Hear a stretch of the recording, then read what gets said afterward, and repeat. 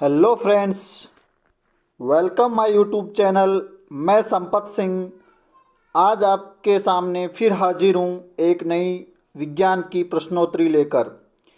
आज हम इस वीडियो में आपके रक्त और रक्त परिसंचरण तंत्र से जुड़े हुए 25 क्वेश्चन लेके आए हैं, जो काफ़ी डीपली और बड़े ही महत्वपूर्ण प्रश्न होंगे, जो कई प्रतियोगिता परीक्षाओं में आपके लिए काफ़ी महत्वपूर्ण साबित होंगे। तो पहला प्रश्न आपके सामने आपको नज़र आ रहा है। पहला प्रश्न है, मॉडरेटर बैंड स्थित होते हैं। तो मॉडरेटर बैंड कहाँ स्थित होता है? दायां आलिंद में, बायां आलिंद व दायां नीले में, दायां नीले में या बायां नीले व दायां नीले में। तो इसका सही आंसर हो जाएगा आपका दायां नीले। तो ये पाया जाता है कहाँ? आपके मॉडरेटर बैंड पाया जाता है कहाँ? दाएं नीले में पाया जाता है। तो ये आंसर हो जाएगा दायां नीले। अब ये है क्या, इसको मैं आपको दिखा देता हूँ तो आप देख सकते हो। ये है हमारा हार्ट यानी हृदय। तो हृदय के अंदर देखो, या आप यहाँ देख पा रहे हो, यहाँ ये लिखा हुआ है, यहाँ मॉडरेटर बैंड, ये यहाँ। इसको जूम करके मैं दिखा देता हूँ एक बार आपको। ये देखो, ये है। तो ये जो दायां नीले में जो पाया जाता है मॉडरेटर बैंड, ये होता है। तो ये आपके समझ में आ गया होगा मॉडरेटर बैंड क्या है। चलो नेक्स्ट क्वेश्चन की ओर चलते हैं। नेक्स्ट क्वेश्चन है हमारा, यदि मानव के शरीर से 5 लीटर में से 500 ml रुधिर निकाल लिया जाता है तो कितना रुधिर अगले दिन बचा रहेगा? 5 लीटर, 4.5 लीटर, 4 लीटर या 3 लीटर। तो इसके निकालने से कोई फर्क पड़ने वाला नहीं है। नेक्स्ट डे भी आपका कितना ही ब्लड बना रहेगा अंदर? 5 लीटर। तो यहाँ हो जाएगा हमारा आंसर क्या? 5 लीटर। नेक्स्ट क्वेश्चन की ओर चलते हैं। नेक्स्ट तीसरा प्रश्न है हमारा, किस में रुधिर लाल होता है किंतु आरबीसी नहीं पाई जाती है? तो यहाँ आंसर हो जाएगा हमारा क्या? मैं ऑप्शन नहीं पढ़ रहा हूँ, सीधे आंसर बता रहा हूँ ताकि समय की बचत हो जाए।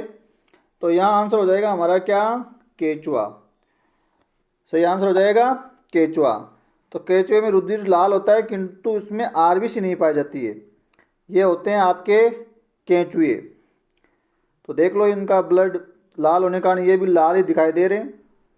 नेक्स्ट चौथा क्वेश्चन है हमारा, शरीर में संक्रमित भाग का सफ़ेद पश बना होता है।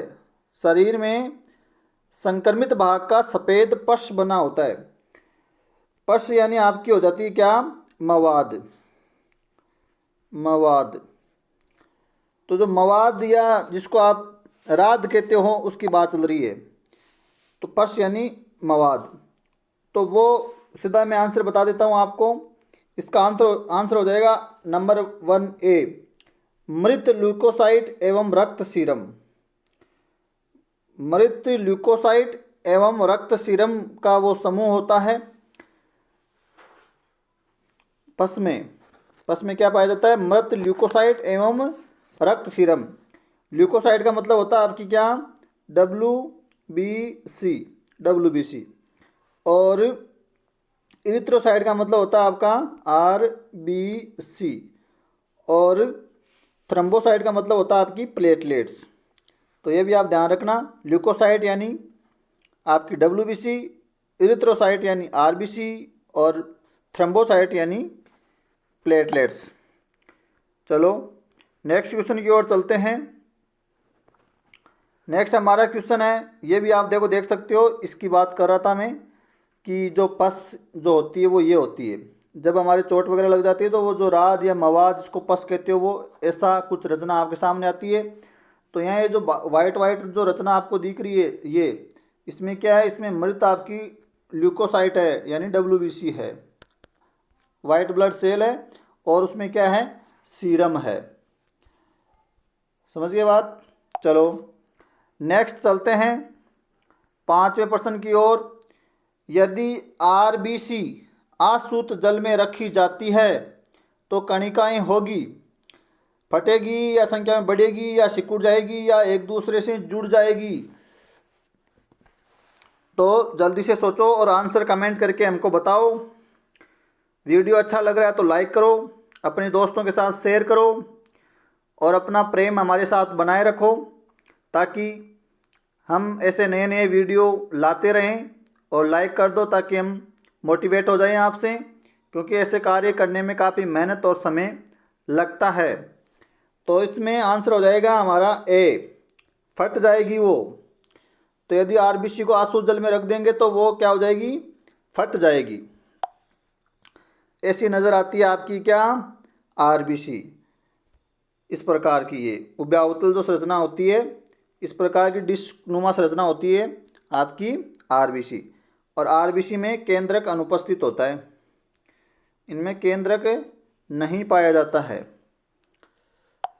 लेकिन ऊंट और लामा की जो आरबीसी होती है उनमें केंद्रक पाया जाता है। नेक्स्ट चलते हैं क्वेश्चन नंबर 6 की ओर।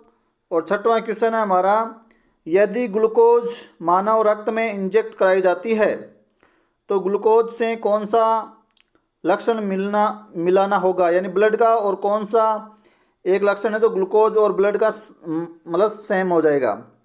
उसका घनत्व, श्यानता या परासरण विभव या शुगर समूह है।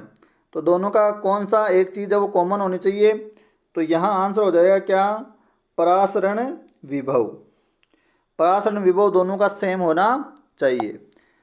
ग्लूकोज से आप परिचित हो, फिर भी मैं आपको डायग्राम दिखा देता हूँ। ऐसा जो संरचना होती है या जो बोतल होती है वो ग्लूकोज होता है। तो इसकी बात कर रहा था मैं। चलो नेक्स्ट क्वेश्चन की ओर चलते हैं। नेक्स्ट क्वेश्चन है हमारा 7वां। हृदय में मरमरिंग ध्वनि किसके कारण होती है? तो coronary thrombosis, defective leaky wall, यानी आपके जो वाल है वो क्या हो गए हैं? लीक होने लगे हैं, दोषपूर्ण हो गए हैं। दोषपूर्ण वाल, जिसे क्या ब्लड लीक हो रहा है, टपक रहा है। और नेक्स्ट है हमारा यहाँ धमनी स्पंदन और पुरकंजीय तंतु का निष्क्रिय होना। तो जो मरमरिंग जो ध्वनि सुनाई देती है, मरमरिंग ध्वनि वो सुनाई देती है आपके डिफेक्टिव लीकी वॉल्व के कारण। कि वाल जब दोषपूर्ण हो जाते हैं तो वहाँ ब्लड टपकता रहता है, जिससे मरमरिंग ध्वनि सुनाई देती है। जैसे मैं आपको डायग्राम से दिखा देता हूँ। यह है हमारे हृदय में पाए जाने वाले वाल। तो ये देखो एक त्रिवलन कपाट है जो सामान्य स्थिति में ऐसा होता है। इसके देखो त्रिवलन बोला जाता है इसको। और अगर ये डिफेक्ट हो गया है तो ये देखो इस प्रकार ओपन हो जाएगा, जिससे देखो लगातार ये ब्लड है वो टपक रहा है। तो ऐसी स्थिति में मरमरिंग एक ध्वनि सुनाई देती है। ये कारण होता है इसका डिफेक्टिव लीकी वाल्व के कारण। चलो नेक्स्ट चलते हैं। नेक्स्ट है हमारा 8वां क्वेश्चन। यकृत निवाहिका तंत्र उपस्थित होता है तो पीसीज, एम्फीबियन और रेप्टाइल्स में। एम्फीबिया यानी उभयचर, पीसीज यानी मत्स्य और रेप्टाइल्स यानी सरीसृप। रेप्टाइल सरीसृप, पक्षी यानी एवीज, और समस्त स्तनधारी यानी मैमल्स। और चौथा ऑप्शन है हमारा यहाँ वह समस्त वर्टिब्रेट। तो प्रश्न हमारा क्या था? यकृत निवाहिका तंत्र उपस्थित होता है। तो यकृत निवाहिका तंत्र उपस्थित होता है किसमें? आपके समस्त वर्टिब्रेट्स में। तो समस्त वर्टिब्रेट्स में आपका यकृत निवाहिका तंत्र उपस्थित होता है। यकृत निवाहिका तंत्र आपको जो ऐसा नजर आएगा, हेपेटिक पोर्टल सिस्टम इसको बोलते हैं। और यहाँ इसको आप समझ सकते हो, ये जो ब्लू कलर में जो दिखाई गई है ये है आपका यकृत निवाहिका तंत्र, जिससे ये इस प्रकार सप्लाई हो रही है। तो ये होता है आपका क्या? हेपेटिक पोर्टल सिस्टम या यकृत निवाहिका तंत्र। नेक्स्ट क्वेश्चन की ओर चलते हैं। नेक्स्ट 9 नंबर हमारा क्वेश्चन है, रक्त स्कंदन की निम्न में से कौन सी अवस्था विटामिन के की अनुपस्थिति में नहीं होगी? प्लास्टिन का निर्माण, या दूसरा है प्रोथ्रोम्बिन का संश्लेषण, या प्रोथ्रोम्बिन या थ्रोम्बिन में परिवर्तन, प्रोथ्रोम्बिन का थ्रोम्बिन में परिवर्तन, और लास्ट है फाइब्रिनोजन का फाइब्रिन में परिवर्तन। तो अगर रक्त स्कंदन में निम्न में से कौन सी अवस्था विटामिन के की अनुपस्थिति में नहीं होगी? तो विटामिन के आपको पता है आपके रक्त के थक्के जमाने में काफ़ी महत्वपूर्ण योगदान रखता है। तो यहाँ सही आंसर हो जाएगा हमारा नंबर 2, प्रोथ्रोम्बिन का संश्लेषण नहीं होगा। और प्रोथ्रोम्बिन का संश्लेषण नहीं होगा तो रक्त का थक्का नहीं बनेगा। नेक्स्ट चलते हैं नंबर 10 की ओर। सक्रिय प्रतिरक्षा की दशा में क्या किया जाता है? शरीर में मृत रोग कारक डालना, या एंटीबॉडीज़ इंजेक्ट की जाती है, या एंटीटॉक्सिन इंजेक्ट किए जाते हैं, या उपरोक्त सभी। तो सक्रिय प्रतिरक्षा की दशा में एक्टिव एंटी जो आपकी इम्यून सिस्टम के लिए क्या किया जाता है? मरे हुए मृत रोग कारक की शरीर के अंदर डाल दिए जाते हैं, जिससे के कारण हमारे शरीर में उसके विरुद्ध एंटीबॉडीज़ का निर्माण हो जाता है। 11वां क्वेश्चन है, दोनों आलिंद बाह्य रूप से नीले से एक अनियमित खांच द्वारा पृथक रहते हैं, जिसे कहते हैं, तो उसको क्या कहा जाता है? तो सीधा मैं आंसर बता देता हूँ आपको, उसको कहा जाता है कोरोनरी सल्कस। तो समझ में आ गया होगा बात आपके कि दोनों आलिंद बाह्य रूप से नीले से, कि जैसे मान लो ये दो आलिंद है ऊपर वाले और ये दो नीचे वाले नीले है, इस प्रकार आपका हृदय बना हुआ है। तो ये ऊपर वाले जो दोनों आलिंद है वो इन दोनों नीचे नीले वाले से एक खांच द्वारा पृथक रहते हैं। इस खांच को क्या कहते हैं? कोरोनरी सल्कस कहते हैं। Coronary sulcus. तो ये देखो दोनों आलिंद बाह्य रूप से नीले से एक अनियमित खांच द्वारा पृथक रहते हैं, जिसे क्या कहते हैं? Coronary sulcus. नेक्स्ट चलते हैं प्रश्न नंबर 12 की ओर। और 12वां है, दाएं आलिंद व दाएं नीले के बीच का पट एक दिशीय कपाट द्वारा सुरक्षित रहता है, तो उसे क्या कहते हैं? तो दायां आलिंद व दाएं नीले के बीच पाया जाता है, तो उस कपाट को कहते हैं क्या? सीधा आंसर बता देता हूँ आपको, त्रिवलन कपाट। जैसे ये आपका हृदय के ऊपर के दो आलिंद है और ये नीचे दो क्या हैं? नीले हैं। इधर वाला पार्ट आपका बायां और इधर वाला दायां। तो ये क्या पूछना चाह रहा है आपको? दाएं आलिंद व दाएं नीले। तो ये दायां आलिंद ये दायां नीले के बीच यहाँ एक कपाट है, और उस कपाट को क्या कहते हैं? त्रिवलन कपाट कहते हैं। अब त्रिवलन क्यों कहते हैं? क्योंकि इसमें 3 तरह की फोल्डिंग होती है। देखो इस प्रकार आप इसको यहाँ देख सकते हो, ये देखो 3 वलन नज़र आ रहे हैं, 1, 2 और 3। और अगर 2 वलन नज़र आएंगे, एक ऊपर और एक नीचे, तो इसको बोलेंगे द्विवलन कपाट। देखो ये भी त्रिवलन है, ये त्रिवलन है, और ये कैसा है? द्विवलन है, ये त्रिवलन है। तो इसकी बात चल रही थी कि दाएं आलिंद व दाएं नीले के बीच का पट एक दिशीय कपाट द्वारा सुरक्षित रहता है, उसे क्या कहते हैं? तो उसको कहते हैं त्रिवलन कपाट। नेक्स्ट हमारा है 13वां क्वेश्चन। हृदय के चारों ओर कार्डियक पेशी तंतुओं की मध्य मोटी परत जानी जाती है, तो इसका भी मैं सीधा आंसर आपको बता देता हूँ, मायोकार्डियम के नाम से जानी जाती है। मायोकार्डियम। तो हृदय के चारों ओर कार्डिक जो पेशी तंतु होते हैं उनके मध्य एक मोटी परत जम जाती है, जिसको मायोकार्डियम के नाम से जाना जाता है। जैसे डायग्राम से आप समझ सकते हो, यहाँ देखो ये जो नलिका है इसके अंदर कुछ जम गया है, ये बाहर का रूप इसको यहाँ दिखाया गया है, जिसको मायोकार्डियम के नाम से जाना जाता है। नेक्स्ट 14वां क्वेश्चन है हमारा, निम्न में से कौन सा बाएं आलिंद की दीवारों में स्थित होता है? बाएं आलिंद की दीवारों में, तो बाएं आलिंद की दीवारों में होता है आपका क्या? SA node. क्या होता है? SA node. जैसे डायग्राम से समझते हैं SA नोड, देखो ये रहा SA नोड, ये रहा SA नोड। ये किधर पाया जा रहा है? आपके बाएं आलिंद की दीवारों में। देखो इधर अभी मैं बताया था, ये कौन सा भाग है? दायां। ये कौन सा है? आपका बायां। तो बाएं आलिंद, ऊपर क्या होते हैं? आलिंद। नीचे क्या होते हैं? नीले। तो देखो बाएं आलिंद में जो संरचना पाई जाती है इसको क्या कहते हैं? SA नोड कहते हैं। ये रचना समझ में आ गई बात? चलो नेक्स्ट चलते हैं। 15वां क्वेश्चन आ रहा है हमारा। ये डाईग्राम नहीं, ये डायफ्राम है। डाईफ्राम। डायफ्राम में रुधिर इकट्ठा किसके द्वारा किया जाता है? तो डायफ्राम में जो रुधिर इकट्ठा किया जाता है वो किया जाता है किसके द्वारा? फ्रेनिक शिरा के द्वारा। किसके द्वारा? फ्रेनिक शिरा के द्वारा किया जाता है। नेक्स्ट क्वेश्चन की ओर चलते हैं। 16वां क्वेश्चन। विश्राम अवस्था में स्वस्थ वयस्क आदमी का सिस्टोलिक और डायोस्टोलिक दाब केशिकाओं में, क्या कह रहा है? केशिकाएं, जो कैपिलरीज होती है, पतली पतली नलिकाएं होती हैं बाल के समान, केस के समान, में कितना होता है? तो इसका आंसर हो जाएगा हमारा कितना?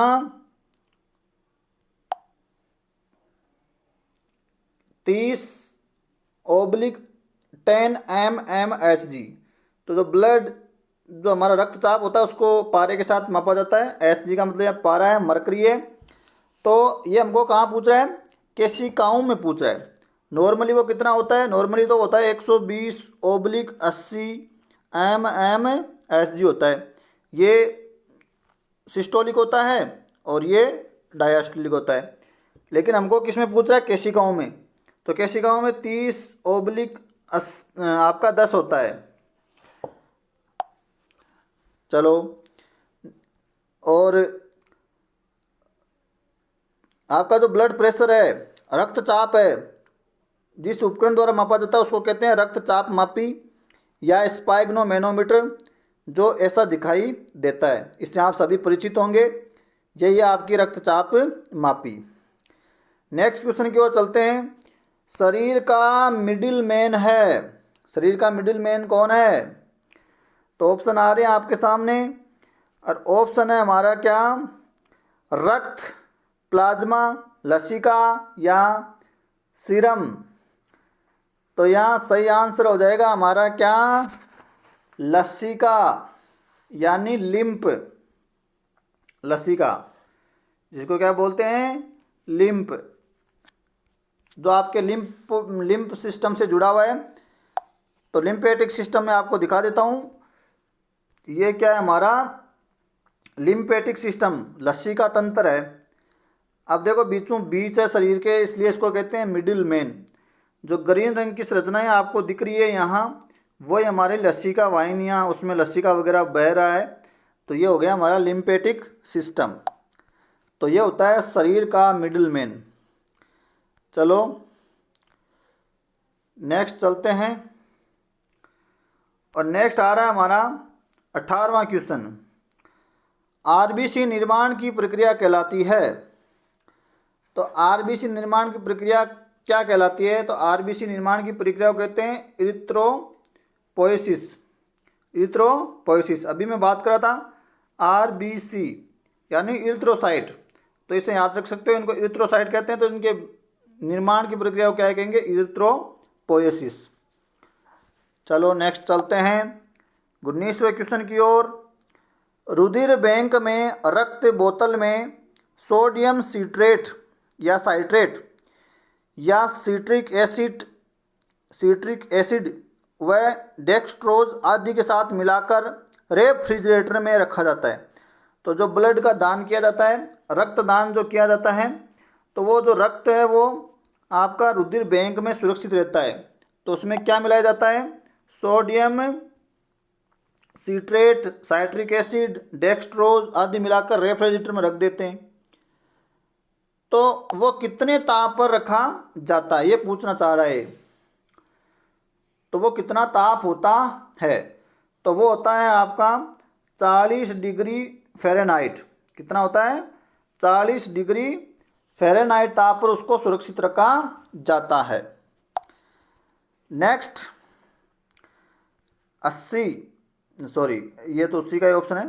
ये जो ब्लड बैंक होता है उसमें ब्लड को इस प्रकार एक पाउच के अंदर भरकर उसकी जो डिटेल है वो लिखकर 40 डिग्री फ़ारेनहाइट पर उसको फ्रिज में रख दिया जाता है।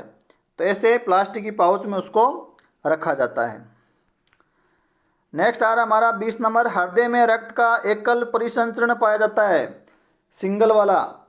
तो सिंगल वाला किस में पाया जाता है? मछलियों में। तो यहाँ शुद्ध और अशुद्ध रक्त मिलता रहता है। नेक्स्ट आ रहा है हमारा 21वां क्वेश्चन, आलिंद नील्य, आलिंद क्या कर रहा है? नील्य से अधिक तेजी से स्पंदन कर रहा है, बीट कर रहा है, जिससे पल्स यानी नब्ज अनियमित हो जाती है। यह स्थिति क्या कहलाती है?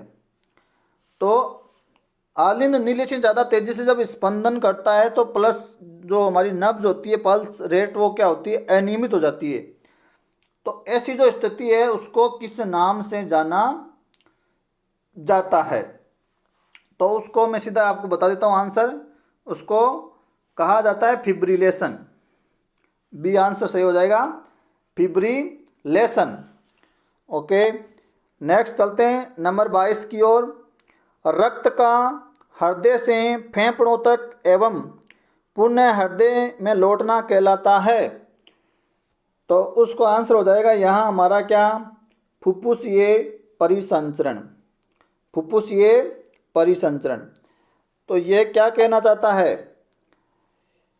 ये कहना चाहता है कि रक्त का हृदय से, तो ये हृदय है और ये मान लो आपके क्या है? फेफड़े हैं। तो रक्त का हृदय से कहाँ गए? फेफड़ों में, और फेफड़ों से पुण्य कहाँ गया? वो हृदय में। तो इस चीज़ को क्या कहते हैं? तो इसको क्या कहते हैं? फुफ्फुसीय परिसंचरण। फुफ्फुस यानी फेफड़े। नेक्स्ट चलते हैं 23वां क्वेश्चन हमारा, हृदय ध्वनि लब उत्पन्न होती है। तो हृदय में एक ध्वनि सुनाई देती है लब नाम की, वो कब पैदा होती है? तो इसका आंसर हो जाएगा हमारा क्या? एवी कपाट बंद होने पर। एक नंबर सही हो जाएगा हमारा, एवी कपाट बंद होने पर। ए का मतलब हो गया आलिंद और वी का मतलब हो गया नील्य, यानी ओरिकल, और ए यानी ओरिकल और वी यानी वेंट्रिकल। तो आलिंद नील्य कपाट के बंद होने पर कैसी ध्वनि सुनाई देती है? लब ध्वनि सुनाई देती है। चलो 24वां क्वेश्चन हमारा, प्रथम हृदय ध्वनि होती है। तो प्रथम हृदय ध्वनि कौन सी होती है? लब होती है, एक डब होती है, एक दोनों ही होती है। तो यहाँ सही आंसर हो जाएगा आपका, प्रथम ध्वनि होती है वो होती है लब। कौन सी ध्वनि होती है? लब। तो पहले हृदय ध्वनि होती है लब और उसके बाद सुनाई देती है क्या? डब। तो लब तो किसके कारण सुनाई देगी? आलिंद और नील्य के कपाट बंद होने पर, अभी हम बात कर रहे थे। और डब कब सुनाई देगी? जब अर्धचंद्राकार कपाट बंद होंगे। जब अर्धचंद्राकार कपाट बंद होंगे तो क्या सुनाई देगी? डब। तो प्रथम हृदय ध्वनि कौन सी होती है? लब होती है। चलो लास्ट एंड फाइनल क्वेश्चन की ओर चलते हैं। आराम के समय हृदय स्पंदन दर होती है। तो ये तो सभी आप जानते होंगे, कितना हो जाएगा? 70 से 72 बार प्रति मिनट आपका हार्ट क्या करता है? बीट करता है। धन्यवाद।